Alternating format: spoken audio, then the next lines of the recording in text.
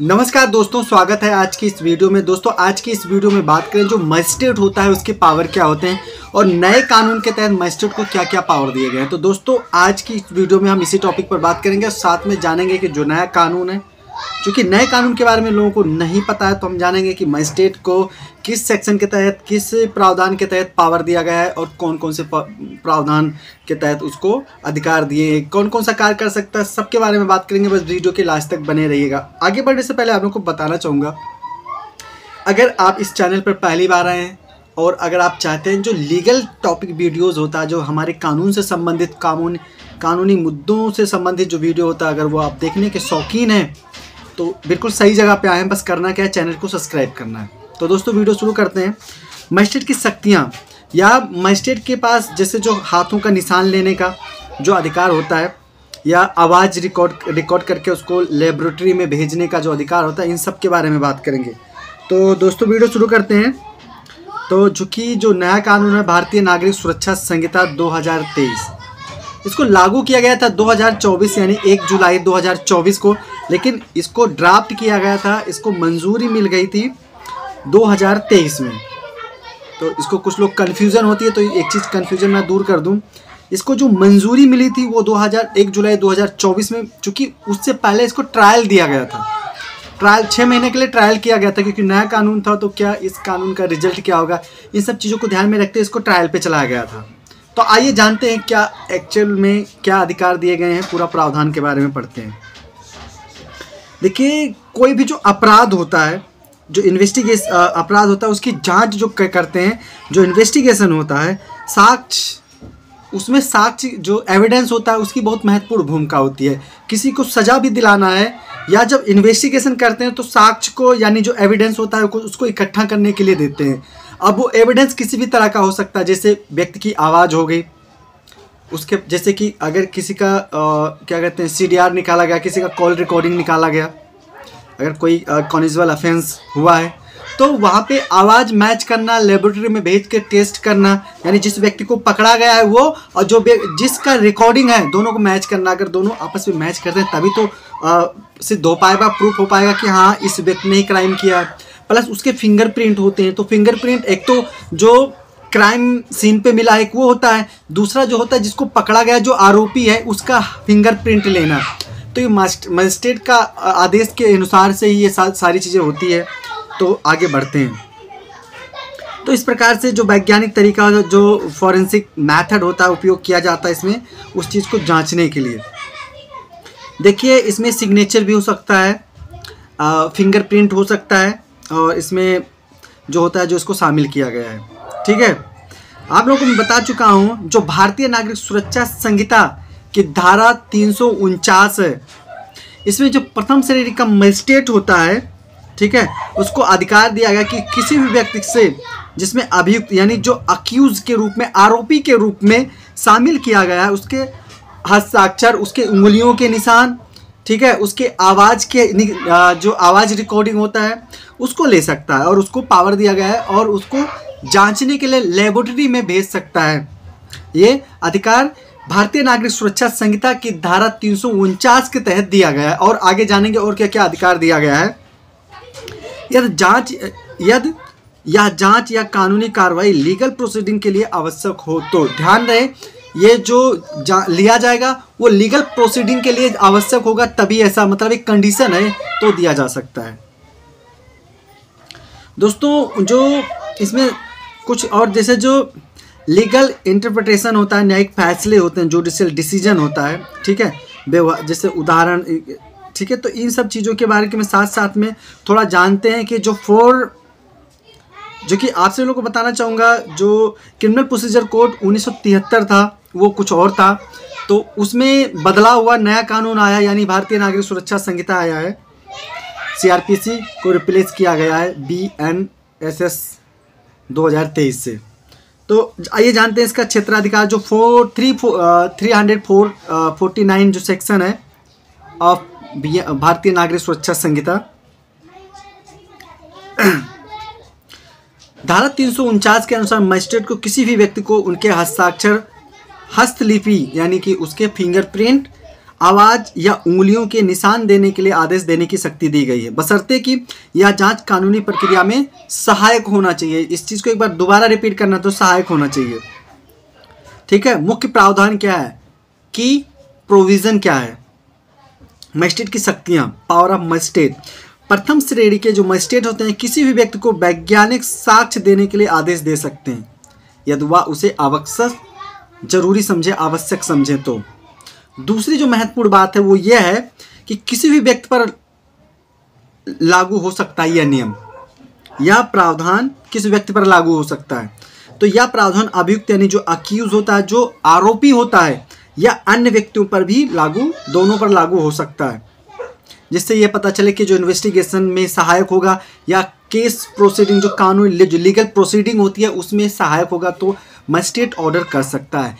Section 349 भारतीय नागरिक सुरक्षा संहिता 2023 के तहत उपस्थिति अनिवार्य, कंपल्सरी अपीयरेंस, व्यक्ति को मजिस्ट्रेट के आदेश के अनुसार दिए गए समय और स्थान पर उपस्थित होकर नमूने देने होंगे।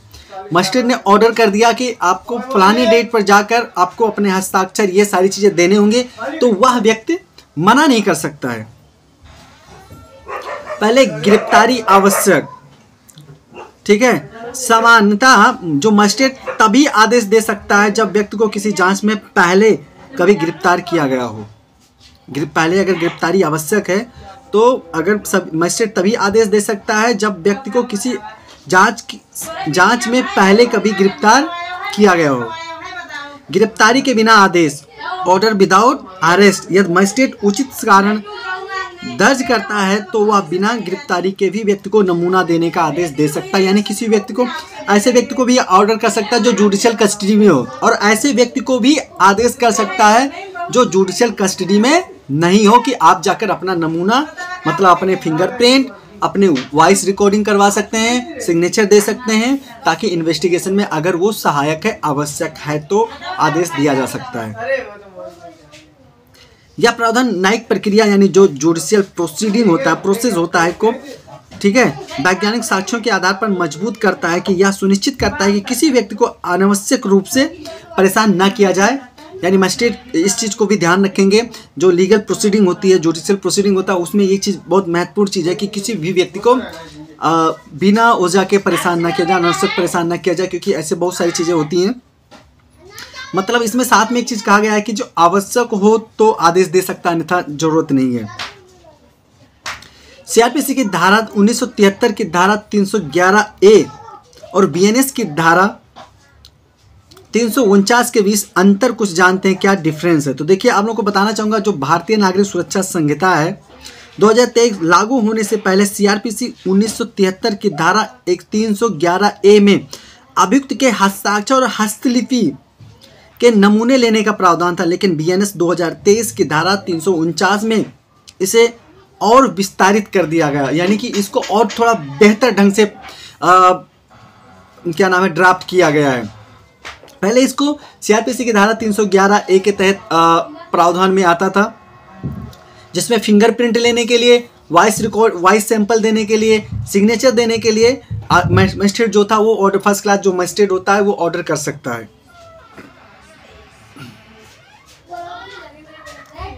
थोड़ा जानते हैं विशेषता क्या है, फीचर्स, यानी 349 यानी 349 की विशेषता क्या है और 311 की विशेषता क्या है, तो थोड़ा इस पर जानते हैं।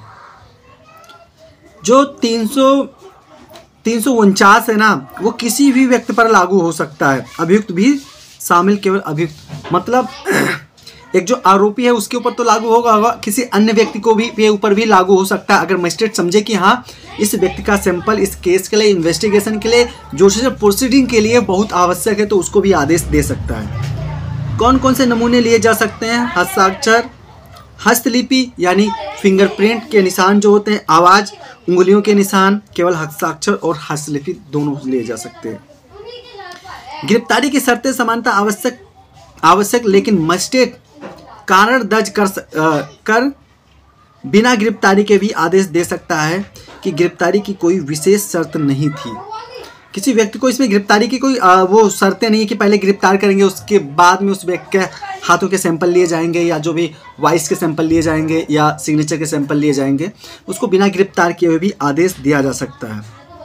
उद्देश्य वैज्ञानिक साक्ष्यों को विस्तारित करना, सीमित उपयोग में लाने के लिए प्रयोग किया जाता है। BNS भारतीय नागरिक सुरक्षा संहिता 2023 में आवाज़ और उंगलियों के निशान जैसे महत्वपूर्ण नमूने जोड़ने से अभियुक्त फोरेंसिक जांच में बड़ी सुविधा मिलेगी। बिल्कुल सही है। और इसमें जो कौन क्रिमिनल है, अपराधी कौन है, उसको आइडेंटिफाई करने में भी काफ़ी सहयोग मिलेगा, क्योंकि जो क्राइम क्राइम सीन होता है वहाँ पर जो फिंगरप्रिंट मिले होते हैं या डेथ जो विक्टिम्स होता है उसके शरीर पर जो फिंगरप्रिंट मिले होते हैं उनको, या मोबाइल में वॉइस रिकॉर्ड होती है या जो भी कुछ होती है जो इलेक्ट्रॉनिक एविडेंस होते हैं, तो उसको आइडेंटिफाई करने के लिए बेहतर होगा कि आरोपी के सैंपल अलग से लिए जाएं, उसको मैच किया जाए। अगर मैच होता है तो काफ़ी इन्वेस्टिगेशन में सहयोग मिलता है। जालसाजी यानी जो फोर्जरी होता है के मामलों में हस्ताक्षर और हस्तलिपि का मिलान कैसे किया जाता है, थोड़ा इस पर जांच करते हैं। अगर किसी व्यक्ति या दस्तावेज की जालसाजी हुई है यानी फोर्जरी ऑफ डॉक्यूमेंट का आरोप है तो न्यायालय उसके हस्ताक्षर या हस्तलिपि का नमूना लेने का आदेश दे सकता है। उदाहरण एग्जाम्पल, एक बैंक धोखाधड़ी में आरोपी पर फर्जी हस्ताक्षर करने का आरोप है। कोर्ट उसे उसके हस्ताक्षर का नमूना लेने का आदेश देती है ताकि फोरेंसिक लैब में तुलना की जा सके कि जिस व्यक्ति के ऊपर आरोप लगाया गया है क्या उसी व्यक्ति ने उस सिग्नेचर को किया था, किसी तीसरे व्यक्ति ने किया था, इस चीज़ को कंफर्म करने के लिए। साइबर अपराध और आतंकवाद में आवाज़ के नमूने का प्रयोग किया जाता है। किसमें? साइबर अपराध और आतंकवाद। जो साइबर अपराध करते हैं लोग बाय ऑनलाइन करते हैं, वीडियो कॉलिंग, ऑडियो कॉलिंग या कोई और तरीका हो सकता है, तो वहाँ पर आवाज़ के नमूने लेने का जो मतलब सैंपल लेने का जो प्रावधान होता है वहाँ पे होता है। आधुनिक तकनीकी में आवाज़ के विश्लेषण यानी वॉइस के एनालाइज का बहुत महत्व है। उदाहरण, चूंकि आज के दौर में भाई AI का ज़माना है तो किसी का भी आवाज़ कोई भी निकाल सकता है, लेकिन फोरेंसिक लैब में बिल्कुल पता लगाया जा सकता है कि वो AI से जनरेट किया हो गया वॉइस है या एक्चुअल में किसी आरोपी का है। तो ये बहुत बड़ी चीज़ है। पुलिस को फिरौती की कॉल का रिकॉर्डिंग मिलती है लेकिन आरोपी इससे इनकार करता है।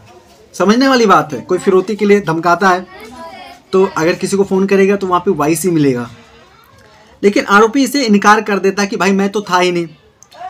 कोर्ट आरोपी को आवाज़ का नमूना देने का आदेश दे सकते हैं ताकि फोरेंसिक जांच में तुलना की जा सके कि जिस व्यक्ति ने जो आरोपी है वही व्यक्ति था जिसने फ़ोन करके क्या नाम है धमकी दिया है, फिरौती की मांग की है।